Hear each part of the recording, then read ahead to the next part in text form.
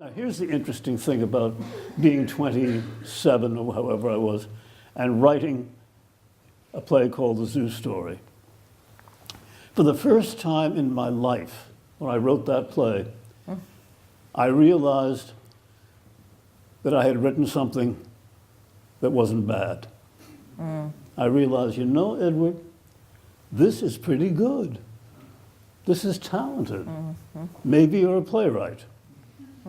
And so I thought, well, let's find out what happens.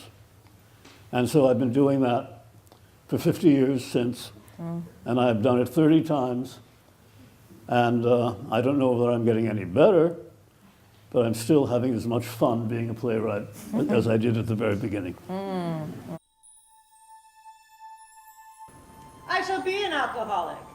What are you gonna do about it? Tobias, you will be unhappy to know, I suppose, or of mixed emotions, certainly, but Julia's coming home. Naturally. Yes? She's leaving Douglas, which is no surprise to me. I think a delicate balance is one of the most important of Edward Albee's plays. The name of the play is A Delicate Balance, and that pretty well sums up what it's about. It's about the attempt to maintain a balance in a family. I think Julia's home for good this time. For Christ's sake, Claire! Oh, is it come to that? I always said she would, finally. This is family business. Yes, but I'm not sure Agnes and Tobias have seen it as clearly. Oh, I do wish Agnes would have that chair recovered. Perhaps now. Well, why don't you call the upholsterers now that you're living here? All in the family. Well, Julia's the child that can't seem to stay married.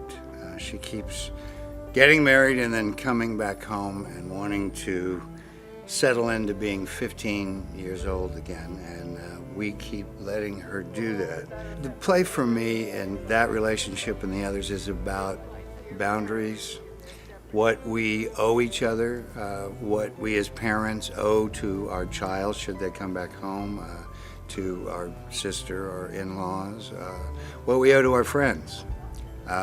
Is there a point at which you have to say no, or do you owe them whatever they want? It makes you laugh, it makes you cry. It's a wonderful production.